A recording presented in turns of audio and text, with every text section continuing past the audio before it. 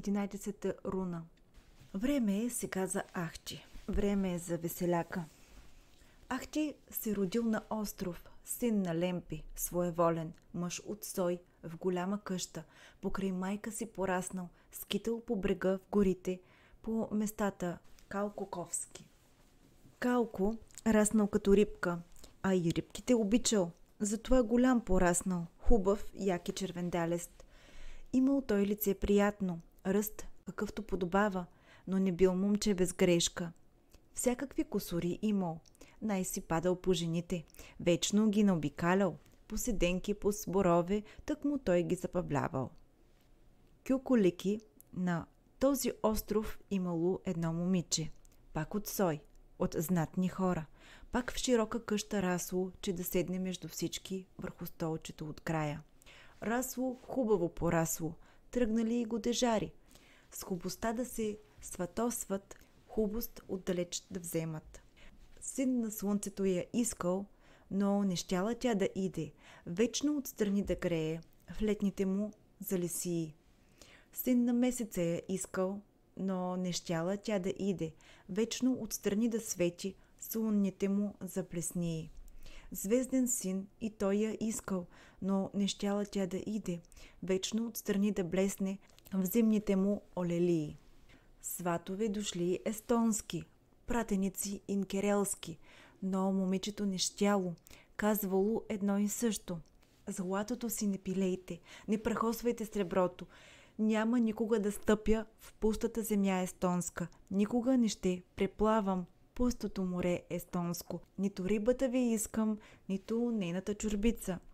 Мъж не искам инкерелски бряг не искам, там в оскъдица живеят, в пустош и блата линеят, без дърво, че да се сгреят, без зърно, че да замесят. Штуравия Леминкайнен, Калко или Калкомели, казвал вече, че ще иде островичанката да иска, цвят чудесен да откъсне, най-красивата да вземе. Майката да го предпази, уговаряла сина си. Чуй, не се сватойствай, сине, за мома от нас познатна, няма кой да те приеме в този род така прославен.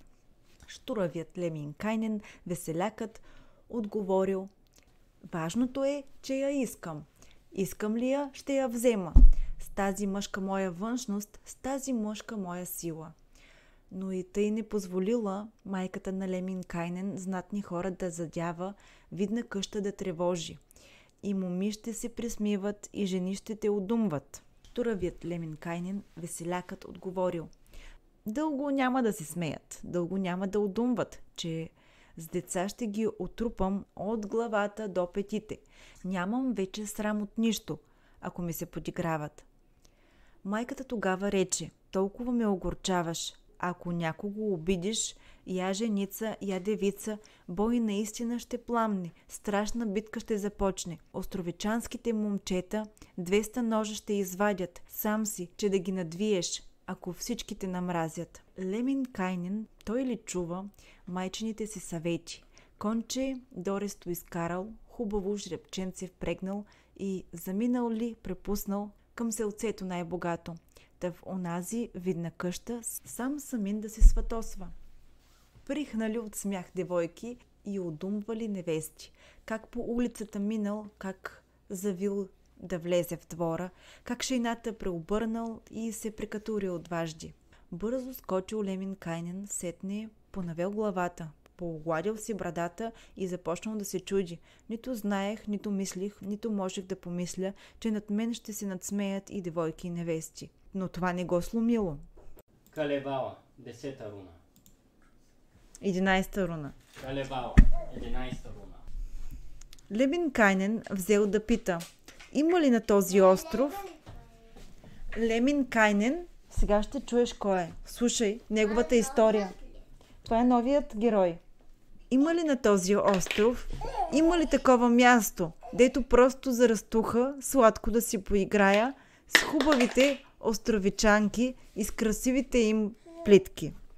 Хубавите островичанки отговорили веднага: има и на този остров, има си такова място, дето просто за растуха сладко ще си поиграеш. Ако се главиш пастирче, ще научиш, ще узнаеш, че децата тук са слаби, но кобилките са яки. Без да мисли, Леменкайнен бързо се главил пастирче. Денем скитал по полята, нощем миткал по селата. Младичките разигравал, гиздавите овенчавал. Щуравият Леменкайнен, веселякът Калкомели, тъй с насмешките се справил и с одумките приключил. Казват, че добре се справял и с никоя не се разминал, без да я в прегръдка вземе. Радостна след той остави. Но останала накрая хубавата островичанка, дето сватовете гони. Тежки годежари връща. Кюлики, момата славна, островното гордо цвете. Щуравият Леменкайнен, веселякът Калкомели, ходил, скъсал 100 цървула, 100 весла до край почупил. Тък му Кюкули да вземе, да е там да се навърта. Кюкули, момата славна, срещнала го, че да каже: още ли си тук, мръснико, като ястреб обикаляш, само в устите да гоняш, медни пафти да отваряш? Няма глупчо да си ида с воденичка недосмляла, с недокълцало хаванче, с недочупено чукало. А какво от теб да взема, като всичко ти е взето? Моят трябва да е снажен, колкото и аз съм стройна. Моят трябва да е пъргав, колкото и аз съм кръшна. Моят трябва да си струва, колкото и аз си струвам. Минало известно време. Леменкайнен, ако е старият, Вайнемойнен. защото го няма Вайнемойнен. Ами, сега в момента се въвежда нов герой. Леменкайнен, той не е ли такъв като Вайнемойнен? Леменкайнен е друг. Вайнемойнен не е като него. Не е като него. Той не е женкар. Минало известно време, малко, нямало и месец, днес, че утре, а накрая чаканият здрач настъпил. Хубавици наизлезли да играят, да танцуват между белите поляни и горите посребрени. Кюлики била начело, островното гордо цвете. Щуравият Леменкайнен, веселякът Калкомели, с конче дористо се втурнал, с хубавото си жребченце, върхлетял сред веселбата, сред красивите девойки, грабнал Кюлики в шейната, от игрите я отскубнал, сложил я върху козяка, гушнал си я под кожуха. Взел в ръката си камшика, кончето си да подгони, но преди да го размахне, на девойките извикал: не разказвайте, девойки, никому не говорете, кой от тук е преминал, кой момата е откраднал. Кажете ли, бой ще има, а от него ще си патят годежарите ви мили, сватовите ви прекрасни. Свят, додето съществува, хич не бива да се чува, кой с кого вървял по пътя, кой с кого потънал в мрака. Дълго Кюлики мълчала, проговорила накрая: хайде, пускай ме, юначе, малка съм за тебе още. Вкъщи трябва да се върна. Майка ми за мен ще плаче. Пускай ме, защото имам 5 юнака у дома си. 5 са верните ми братя. Братовчедите ми 7. Те и заек ще догонят, камо ли момче с девица. Но юнакът не я пуснал. Тя заплакала тогава, проговорила през сълзи: ах, защо съм се родила, раснах и защо пораснах, и защо съм още жива, че да бъда до безделник, до такава страшна драка, до такъв нехранимайко, до такъв мръсник в живота. Щуравият Леменкайнен, веселякът, отговорил: чуй ме, Кюлики, цветченце, чуй ме, хубаво черешко, не плачи, не се измъчвай. Няма аз да те обидя. 2 ще сме на трапеза, 2 ще сме на разходка, 2 ще сме на постеля, винаги ще си до мене. Не плачи, не се измъчвай, няма аз да те оставя. Или мислиш, че съм беден, че си нямам къща, крава, че си нямам хлебец, мляко и това, което трябва. Не плачи, не се измъчвай. Много крави аз си имам и млекция доя от всички. Край блатата от чернушка, край реката от белушка, върху хълма от сивушка, в долчето от червенушка. Кравите сами се гледат. Нито вечер ги прибирам, нито сутрин ги натирям. Скубят си сами тревата, пият си сами водата. Не плачи, не се измъчвай. Или мислиш, че не струвам, щом не съм от сой, от хора, от широка видна къща?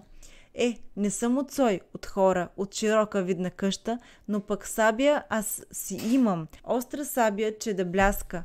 Тя ми е от сой, от хора, от широко видно място. Хийси ми я донаточи, лемпо ми я доизлъска. С нея аз ще се изправя, край да браня, род да славя. С нея всеки ще научи кой съм аз и откъде съм. Хубавата островичанка проговорила с въздишка. Ах ти, сине Лемпов! Ако искаш, ще ти стана мила и добра съпруга, пиленце между ръцете. Само се вречи пред мене, битки вече да не водиш, колкото и да си жаден за парици за жълтици. Щуравият Леминкайнен веселякът отговорил. Ето, вричам се пред тебе, битки вече да не водя, колкото и да съм жаден за парици за жълтици. Но и ти пред мен вречи се, няма в селото да ходиш, колкото и да си жадна, с другите да потанцуваш. Тъй един пред друг се врекли, дали вечната си дума. Пред Създателя Всевишен, който гледа от небето. Ти няма да се бие, кюли няма да танцува. Сетне тръгнал Леминкайнен, плеснал кончето с камшика, дръпнал весело юздите, проговорил, че да каже: с Богом, хубави горички, с Богом, хубави полянки, дето скитах цяло лято, дето газих цяла зима, дето зъзнах в дъждовете, дето мръзнах в снеговете. Пиленци да си намеря, ярабице да си хвана. Литнало доброто конче, бързо го отвело вкъщи, но момичето от прага казало, че да се чуе. Къща ли е той, колиба? Тъмен дънер, гладна дупка. Лошо е, ако се пръкнеш от незнаен род в гората. Щуравият Леминкайнен веселякът отговорил. Не въздишай, хубавице, и не бързи да се вайкаш. Ще направим друга къща, нова ще я изградиме, с дъбови гради широки, с тънки борови дъсчици. Те и пристигнал Леминкайнен, влязъл в родната си къща. Родната си майка срещнал, на гърдите й увиснал. Казала добрата майка, питала, че да научи. От кога те няма, синко? Разкажи какво се случи. Щуравият Леминкайнен бързал, че да отговори. Няма вече да се смеят, няма да ми се присмиват, нито дръзките девойки, нито младите снахици. Най-красивата намерих, грабнах кюлики в шейната, сложих я върху козяка, гушнах си я под кожуха. Разплатих се за насмешки и за женски подигравки. Майко моя, свидна майко, дето ме роди отгледа. Имам аз, каквото исках, взех си аз, каквото търсех. Разстели сега постеля, постави възглаве меко, приюти под топла стряха мен и младото момиче. Чула майката сина си и продумала да каже: слава тебе, мили Боже! Тебе аз съм благодарна, че снахица ми доведе, огъня да доразпалва, тънки нишки да изприда и платно да изтакава. В бистър вир да го изпира и на слънце изсушава. Богу да си благодарен, синко, за такава милост, за такава рядка щедрост, за такава рядка хубост. Вишнев цвят да бе не щяха, тъй да са зъбите бели, и вълна да бе не щяха, тъй да са очите сини.